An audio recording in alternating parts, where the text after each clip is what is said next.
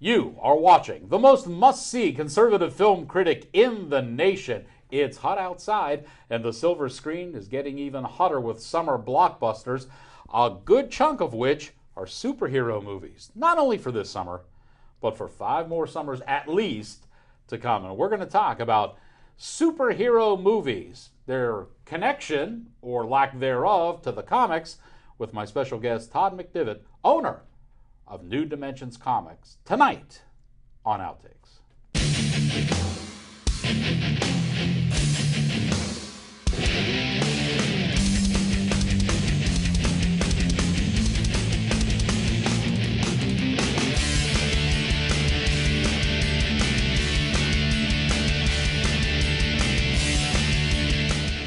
Good evening, ladies and gentlemen. Welcome officially to the show. It's very nice to have, as always, my guest, Todd McDivitt. Todd, this is what, third time you've been Just on the the second. show? Second time you've been on the show. And every time Todd is on, naturally the topic goes to superhero movies and superheroes in the comic books, just to give you an idea of how big this is. Now, we've already had the second Avengers, which has come out and won the Fist of Fury Award for 2015. Still coming up now, between now and through next summer, we will have Ant-Man, the Fantastic Four, Deadpool, Batman vs. Superman, Dawn of Justice, Captain America Civil War, that's the third Captain America, X-Men Apocalypse, Teenage Mutant Ninja Turtles 2. Can we count those as superheroes, the Turtles? Sure. They Okay. originated in comic books, so Okay. absolutely. The Suicide Squad, Gambit, Doctor Strange, and Tarzan. Can we count Tarzan too as a... Started off as a book, Yes, it so did. he's certainly had his time in comic books as well, but that's up to you. He You might make the be call. shaky, huh? Okay. Well, Tarzan, there's a lot of them, even if we don't count Tarzan. And a lot more coming up that we'll talk about. Todd, this has to be a boondoggle for you. I mean, gee whiz. Talk about the, for example, let's get right into the meat and potatoes. This guy's coming up. You want to hold this guy up here? Sure thing. There you go. I guess Ant-Man's next, right? He is. He's the next superhero so, movie. July 17th? Help me out. Sounds good. I figured you knew all the technical details. Of course I do. Sometime in July. July 17th sounds like a good date to me. And we have Ant-Man. Now, I will tell you One this, Ant-Man comic. that originally, when they wanted to put Ant-Man out, they were going to do it as a comedy. I remember that. Yes. And people began pointing toward the Seth Rogen version of the Green Hornet and how that was kind of a bust. And they said, if we make this a comedy, it's not going to fly. And I understand now they've reached kind of a medium on this, that it's kind of humorous, but they tried to approach it in a little more serious vein for the comic book fans. What's your take on what's That's my coming understanding as well. I think we've all enjoyed the humor aspect in the Avengers, for example. The quips between the characters and their sort of deep personalities makes them, that's half, maybe not half, but it's certainly a strong element of those movies that I think if they weren't there, people would be disappointed. So I think going forward, it's got to be an Ant-Man. It's probably got to be in almost every Marvel movie, especially going forward. I think people are going to expect it a little heavier in Deadpool, which I'm sure we'll talk about. He's a very sarcastic character to start with, so it should be very heavily sprinkled into those movies. So, or that movie, suggesting there would be a sequel would be probably typical. Let's put it to be blunt. How big was Ant-Man in the comics? Not very. I didn't think so. It's just he became an Avenger, which that's why he was always in the cards for a film, since the Avengers thing was rolling out that way. There's certainly speculation he'll have a role in the future Avengers sequels. What is it? The Infinity War is coming up? Yes. Yeah. So the plan for that's a two-part movie sequel. So, right. So I guess they're planning on stretching that across 2 and films. He'll show up in that? I assume so. I'm not privy to guarantees on that, but I would imagine it'd be silly for them not to. I would imagine there would be some teasers in the Ant-Man film to sort of support that, but I guess we'll see. Yeah. They try to keep some stuff a secret. They want you to be surprised. When they get these, for lack of a better term, secondary characters, and certainly they have like a cult following. So the people who read Ant-Man religiously probably, love him to death and can't wait for the movie. Here's an example here. Didn't we have? Yeah, here it is. Here's a Ant-Man comic behind me, and I mean, when this first came out, it was 12 cents, and now it's $150. That's one of those earlier appearances. Yeah. Sorry, I didn't have a first appearance to drag along today, but they're selling very well now. So that's something we can talk about whenever you'd like. Is there's certainly a stimulation that when they announce an Ant-Man film is coming, it certainly injects some interest, which drives the price and demand on books like that. So how long will that last? You know, it's funny. I almost discourage people from getting too excited because every wave of this I've seen, it's not been crazy. So there's a little bump in the price, definitely a bump in interest. And prices in these things are certainly escalating, but I don't think that'll be triple that price a year from now when Ant-Man is out and in the public eye. Yeah. For me, the interest is always the highest when they've made that announcement and there's a little speculation. I think part of it's fueled by people who they kind of always wanted that comic book, and they realize, well, what if this takes off, and what if this is the next hot thing? I better get this now. And then there are those people who are maybe they're just sort of collecting things that are now in the public eye and now have this.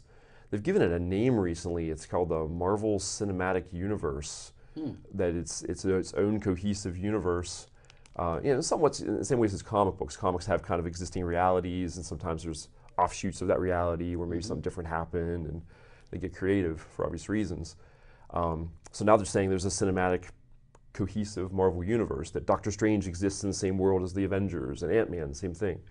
So I think they're the same sort of feel that's always been in a Marvel comic book, that they've all lived together in the same universe. They're trying to make that into the movie reality too, and it's a great idea. There's certainly, I mean, you've been in the theaters when there's a mention of Stephen Strange in, I think it was Winter Soldier, and the crowd went nuts. They all know that that's Doctor Strange. They all know that's on the horizon as a thing that'll be a film down the road. So that excitement generates, guess what, a lot of interest in the first appearance of Doctor Strange too. So all those sorts of things. If I'm not mistaken, Doctor Strange is going to be the incomparable Benedict Cumberbatch. It's true, yes. So it's certainly picking up a big name for the yeah, I almost feel like character. It's a two-way street. I think when a guy like that, who's already got tons of popularity and tons of establishment, when he has an opportunity to do a comic book movie, it almost used to be a joke, but now it's legitimacy, and it's years and years and years of work. Who knows how long his contract is. He's probably signed on for many films, many sequels, probably an Avengers appearance, those sorts of things. So. Yeah. Now, Todd, can it work in reverse? I mean, let's say, for example, Ant-Man comes out and it tanks. How does that then affect the comic industry? A little bit. I think it's not like that won't become like half price instantly. That's got kind of a legitimacy of, there's a rarity to a vintage book like that. There's still a demand for those sorts of things on other levels from other types of collectors. So it's a strange question to answer. So the answer is definitely yes. There's more interest from all around, but if Ant-Man comes out in tanks, that doesn't squash the interest. Squash. Nice. Almost like I planned it. It doesn't derail the value to that degree. So somebody who maybe paid a stimulated price for that prior to the movie coming out may have a little regret, but they're not going to need to call the bankruptcy court or anything crazy like that. And then you have something like Guardians of the Galaxy, which I had never even heard of before the movie. I didn't even know that they existed in comic very books. obscure, even in comics. And now I would imagine that they're selling quite well. Yeah, absolutely. It's been crazy, and we still joke to this day, a talking tree and a talking raccoon in a movie. Yeah. What? And pulled it off. Pulled it off tremendously. So there'll be a sequel to the movie, I'm sure you're aware, and just in the comics. What's interesting, I guess those are probably really good examples of things that have helped my business tremendously, because those characters were popular enough, and they were in the movie enough, but they were just one of the cast of characters. So in going forward, there's a hunger for more of those characters. So civilians, I would call them, drift into my comic book stores. Maybe they see a Rocket Raccoon poster in one of my windows and see, oh, there's more ways to get more story about these characters. Well, sure there is. There has been for years. It's not a mystery, but it's more accepted. It's more commonplace. It's more known. And my stores I've gone out of my way to just fill them to the gills with cool stuff. Down to if you want a little Rocket Raccoon toy, that's there. But if you want to read more about him or read his origin, that's there. If you want his first appearance, I have that. It's $250. Sorry, I didn't bring it along. But because he's so popular, a couple years ago, that book was $3. So there's some opportunities there, I suppose, for someone who has that kind of insight. But some of it's just guesswork, and it's total speculation. And truthfully, it's not something I encourage. I don't want to see somebody. I like people to spend their money on things that they're going to enjoy, and if it's got some extra value down the road, bonus. I certainly, it happens rarely for someone to buy something thinking it's worth extra money and then bringing it to me kind of hoping to cash in. Yeah. They're almost all people who bought it, enjoyed it, and even if they're quote cashing in, if they bought it for $150, I have to pay a wholesale price and pay a little less for it, so I got to pay the bills myself too. Sure.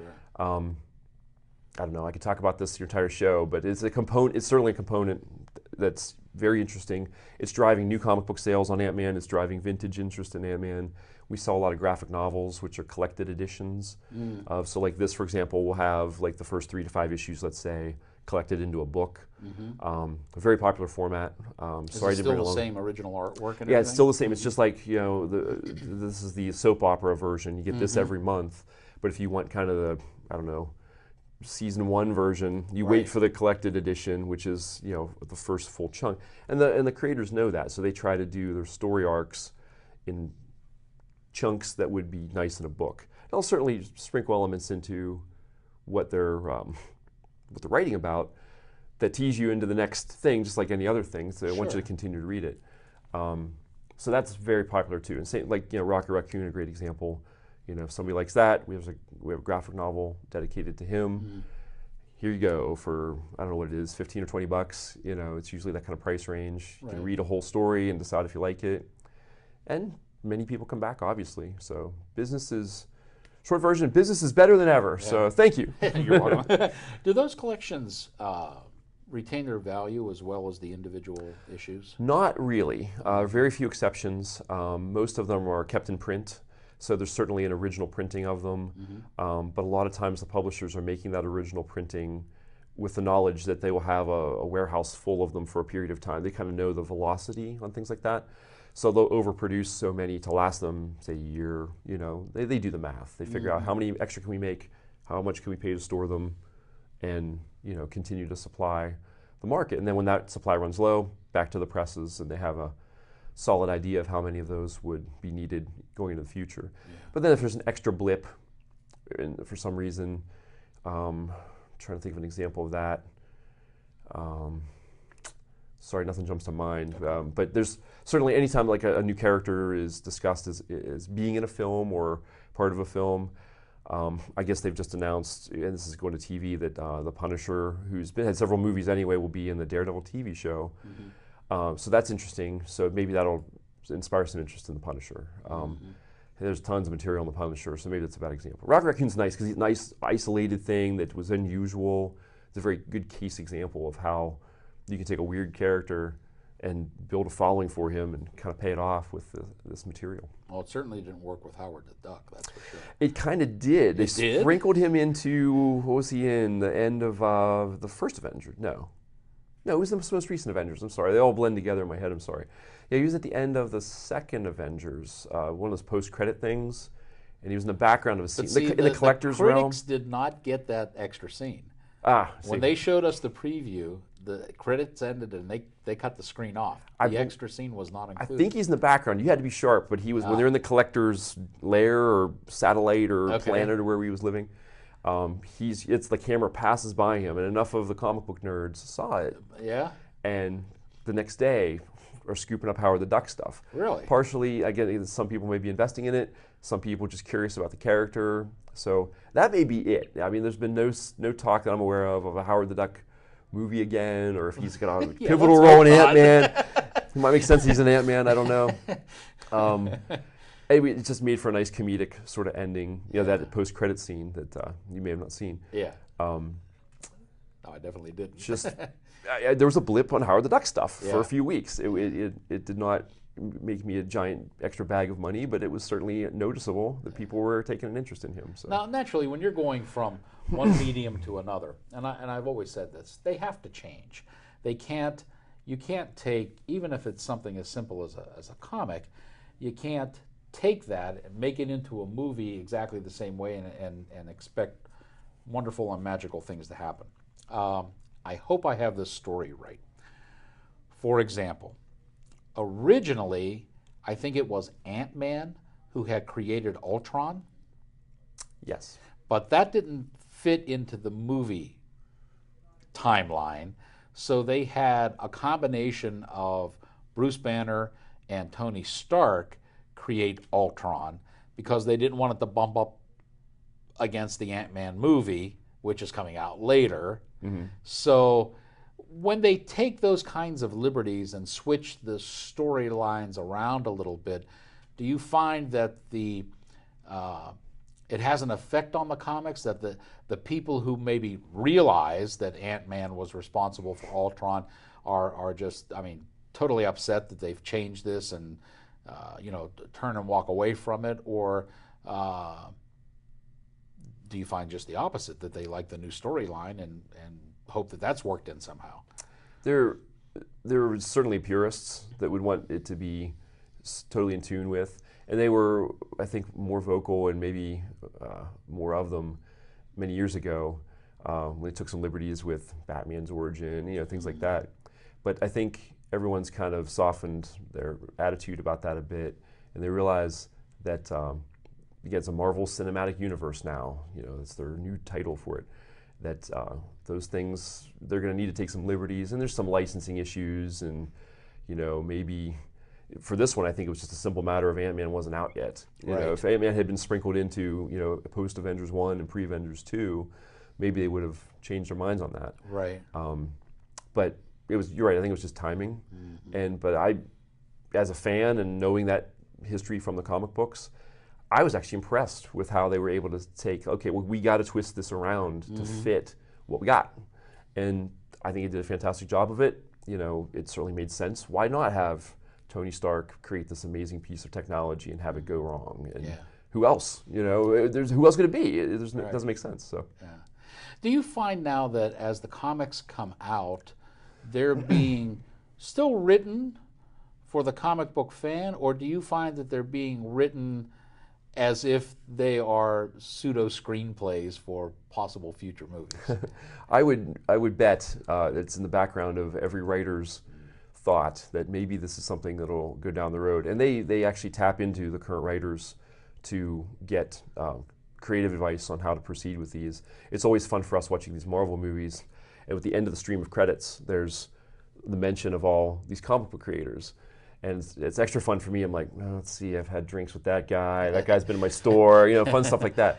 But it's in some of them, it's kind of amazing. Some of them are pretty obscure references of character. And I almost have to think back, like, well, I know what that creator had done, but what did he do that was in this movie? And sometimes I have to ask around. I know often you're asking me for my professional or knowledgeable advice, but sometimes I'm stumped. Especially at Marvel. And I said that on my last review for the Avengers. Marvel, up until the second Avengers, had this penchant for throwing characters in and assuming the audience knew who they were. Like the first time they threw in the twins, the Scarlet Witch and the Quicksilver. Right.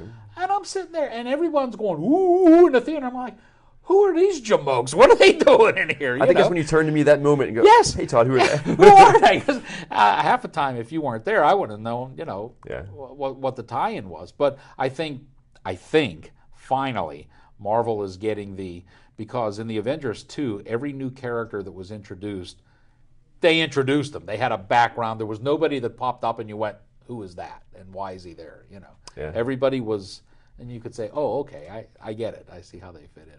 And let's talk a little bit more about these superhero movies. I told you the folks that are coming out within the next year, and we had a little iffy on Tarzan there. I didn't, how long's the show? This might take us a while. We'll get through it all right. In 2017, can we count the Power Rangers? Are they superheroes?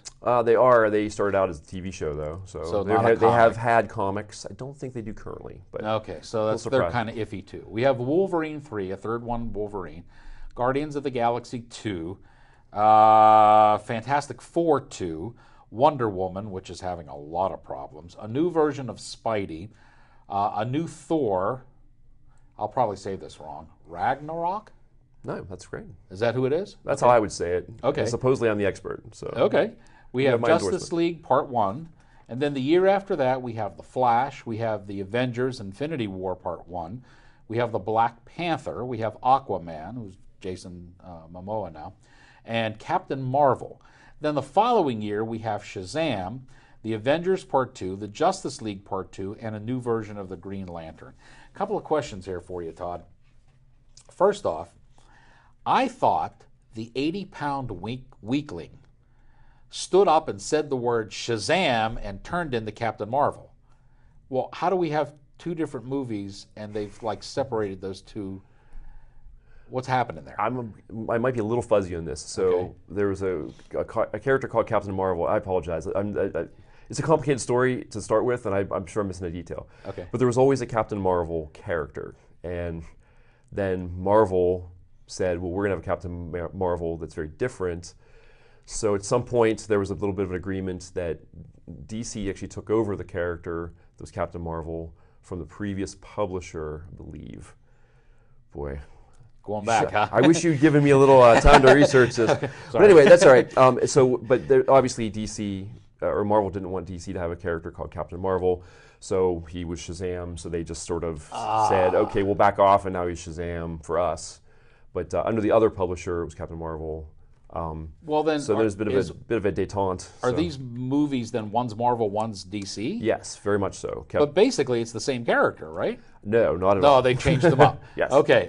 Well, yeah, there goes. This is why I asked Todd when I go see these movies all the time, say, what the hell's going on? Now, another interesting thing, oh, yes.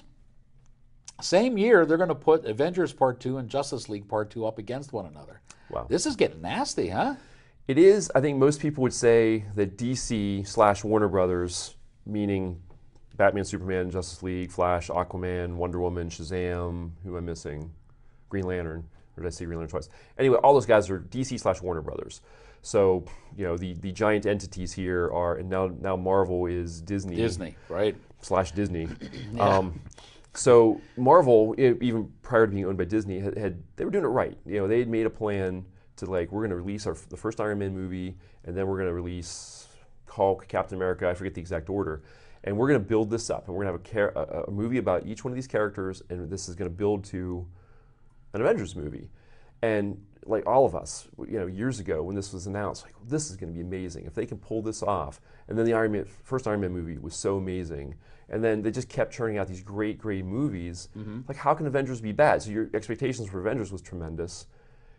And it was even better. Most people were still blown away by how good it was. So the joke all along was, why doesn't Warner Brothers do this with the Justice League?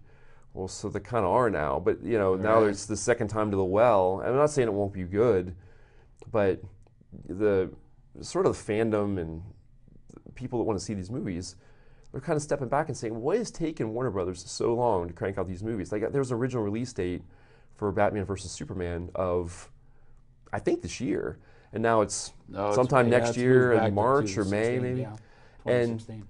And there's basically, we're all shaking our heads. Why? So basically, you're letting Marvel get better foothold in their popularity. And it's the same in the comics. They're always button heads, fighting for market share, and it's all big numbers game. But it is for the studios as well. So we will all go see these movies. I think every fan, whether it's a diehard that's in one of my stores every week, or it's just somebody who's always loved Wonder Woman, whoever, they're going to go see these movies. They're going to find the $8 to $10 or whatever it takes to get going. Mm-hmm. So anyway. Okay, well, Todd, since you mentioned your stores, we would probably be remiss if we didn't allow you to do that. You have 5 different locations and some pretty fun things coming up planned over the summer months. Why don't you go ahead and tell everybody where the stores are and what you have planned for the stores. All right. It's always fun for me if I remember them all. It's a lot like naming all the Justice League members. Would you like me to give you one of those cards? No. This is a test for me. So, all right. 5 store locations. First of all, I've been in business for 29 years. I opened my first store in Elwood City and still have a giant store there. I've moved it 7 times. I'm not moving it again. I say that every time, and who knows. Cranberry Township. Where am I missing already? Clearview Mall in Butler. the Century 3 Mall in West Mifflin. That's the one closest to us. And Pittsburgh Mills, which I guess is my newest one, but I've had it for many years now, in Tarentum / New Kensington area. That's a nice big mall out there, too. Yeah, we just expanded that one, actually. Pittsburgh Mills store, our neighbor moved out, we knocked out the wall and took over even more space. We do a lot of our gaming activity there, which made room in our main part of our store for even more comics and toys and fun stuff. Do a lot of gaming as well. So. Any big things planned for the summer months in connection with the summer, movies or anything? Let's see.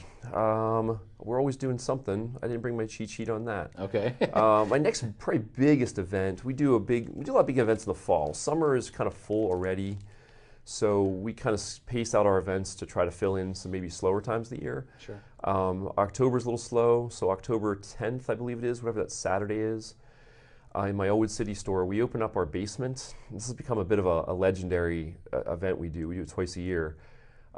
We used to do it the last Saturday in January. And then October we floated a little bit to make sure it doesn't conflict with other events. This year it's October 10th or 11th, whatever is the Saturday. We open up our basement and there are 500,000 comic books there, all sorted.